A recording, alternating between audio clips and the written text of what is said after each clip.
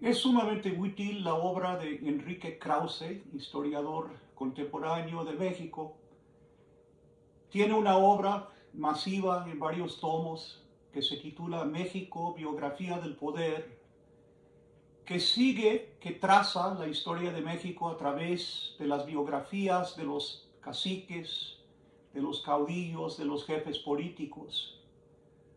Comienza con un tomo que se titula Siglo de Caudillos, de Miguel Hidalgo a Porfirio Díaz, y creo que son útiles los esposos que presenta del padre Hidalgo y también de Morelos. Este tomo comienza con una especie de introducción que presenta las maneras encontradas de interpretar la historia de México. La historia oficial ubica el nacimiento de México en el momento de la rebelión del padre Hidalgo en Dolores, Guanajuato, en 1810. Básicamente la historia oficial suprime la historia precolombina y es la versión liberal, podemos decir, y también la historia colonial. Hay otra versión de la historia de México que escriben los conservadores del siglo XIX, que ubican la fundación de México como nación en 1521 con la conquista que realiza Hernán Cortés. Lo que propone Enrique Krause es que la historia de México en realidad no es una historia lineal que conduce hacia el progreso liberal, sino un lugar de una tensión continua arraigada en todas las capas sociales. Lo irónico es que a pesar del triunfo de los liberales en la Guerra de la Reforma de mediados del siglo XIX, México no sería un país liberal, pero tampoco sería conservador. Dice que el proyecto liberal democrático no triunfa por tres razones, a pesar del triunfo de los liberales en el enfrentamiento armado a mediados del siglo XIX. Dice que no triunfa por la intolerancia y la intransigencia de la Iglesia, la falta de una clase media y el papel mesiánico que juegan dos líderes de importancia fundamental, dos líderes que llama místicos del poder. Se trata de Benito Juárez y Porfirio Díaz. Adoptan un esquema político conservador, pero bajo formas liberales. Y observa Krause que la revolución de 1910 en realidad es una revolución social similar a la revolución que inicia el padre Hidalgo un siglo antes, en 1810. Ahora, en cuanto a Hidalgo, nace en Valladolid, que es ahora Morelia, estado de Michoacán, en 1753. Es criollo, su padre es administrador de una hacienda en los alrededores de Valladolid y lo manda a estudiar primero al colegio de San Francisco Javier, colegio jesuita. Presencia, poco después de ingresar al colegio, la expulsión de los jesuitas. Se expulsan en 1767. Por motivo de la expulsión pasa a estudiar al colegio de San Nicolás, donde estudia entre 1767, año de la expulsión de los jesuitas, y 1770.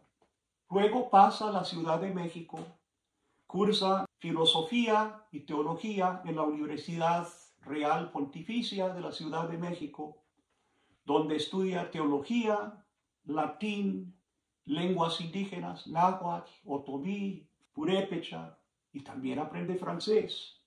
Se ordena de sacerdote a los 25 años y entre 1779 y 1792 enseña como profesor en el Colegio de San Nicolás en Valladolid. Inclusive llega a ser rector. Pero en 1792 lo destituyen, no le salen bien las cuentas, tiene problemas a lo largo de la vida con el manejo del dinero y termina siendo sacerdote de parroquia, primero en Colima, lo mandan a otros pueblos, y en 1802 termina en el pueblo de Dolores, del actual estado de Guanajuato.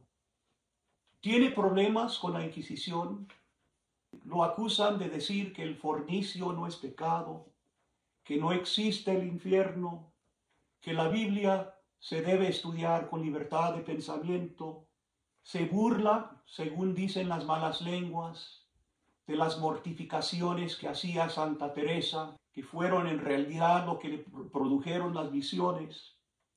Negó la existencia del infierno, se alegaba que era jugador profesional, que mantenía libre trato con mujeres, que en su casa mantenía a salario a una orquesta para amenizar las fiestas, que se dedicaba a la diversión cotidiana de la música, del baile, y resulta que era aficionado a los dramaturgos franceses neoclásicos, Molière, Racine, y que era dispendioso, que no manejaba bien el dinero, que no pagaba las deudas.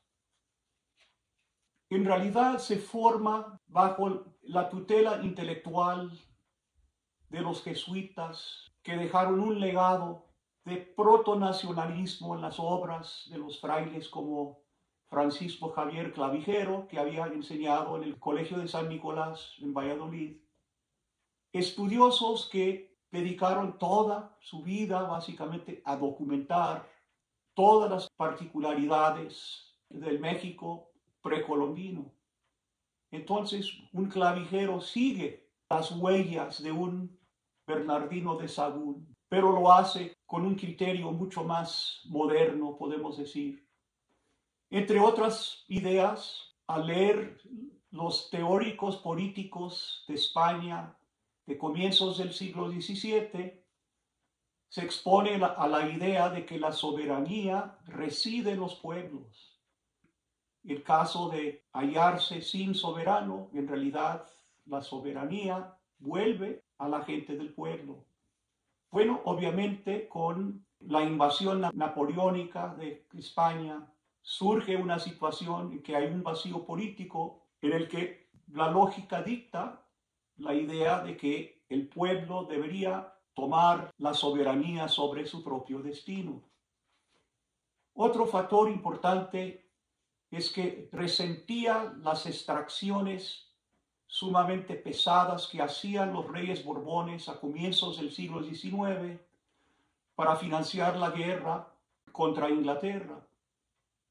Se cree inclusive que la muerte temprana de un hermano menor que había sido administrador de una hacienda se debía precisamente a la presión que sentía, que conducía las haciendas a la bancarrota por los impuestos que imponían los españoles para sufragar la guerra. Participó a principios del año 1810 en una conspiración fracasada criolla, y en la noche del 15 de septiembre o madrugada del 16 pronunció el famoso grito, abrió las puertas de las cárceles del pueblo de Dolores, sancionó el saqueo de las haciendas que pertenecían a los españoles,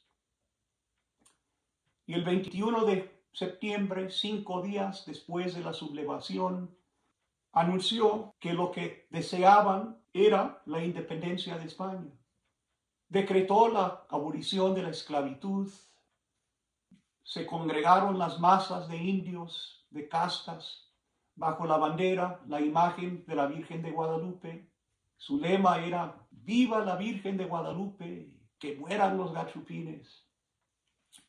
En Guanajuato se refugiaron los españoles en la alhóndiga de Granaditas, que era el depósito de los granos.